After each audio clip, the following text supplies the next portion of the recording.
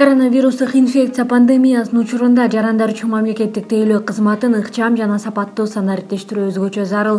Бул тууралуу Кубатбек Боронов түндүк ведомство аралык электрондук өз ара аракеттешүү тутумунун иштеши жана аны санариптештирүү маселеси боюнча кеңешмеде билдирди.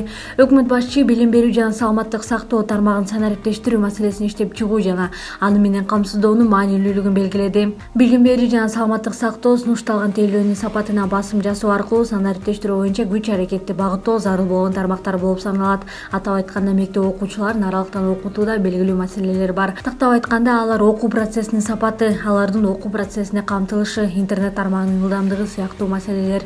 Бул милдеттерди биринчи кезекте чечүү зарыл. Мындан тышкары тийиштүү көзөмөл жүргүзүү жана электрондук рецепт берүү максатында дары-дармек каражаттарын электрондук эсепке алуу тутумун ишке киргизүүнү күчтөндүрүү зарыл, деди Кубатбек Боронов.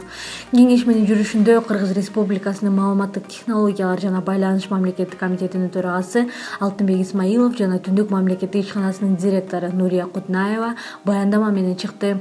Белгиленгендей, түндүк тутумуна бардык мамлекеттик органдар кошулган. 2020-жылы мамлекеттик органдар аралык маалымат алмашуусу 39 миллион транзакцияга жеткен. Ал эми мамлекеттик жана коммерциялык уюмдар ортосундагы маалымат алмашуу 45 миллион транзакциядан ашкан.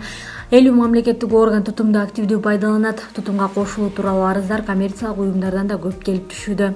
2020-жылы мамлекеттик электрондук тейлөөлөр порталы модернизацияланган. Ал алдыңкы эл аралык тажрыйбага таянат. Жаран өз жеке кабинети аркылуу порталга кошулган мамлекеттик органдардан каалаган маалымдаманы ала алат. Бүгүнкү күндө порталда 51 мамлекеттик тейлөө ишке ашырылган. Буга катар иштеп чыгууну талап кылган бир катар маселелер бар. Өкмөт башчы тармактык мамлекеттик органдарга бир катар тапшырмаларды, анын ичинде укуктук ченемдик актыларды талап кылып келтирүү, документтерди санариптештирүү боюнча ишти активдештирүү жана телемедицинаны өнүктүрүүгө тийиштүү тапшырмаларды берди.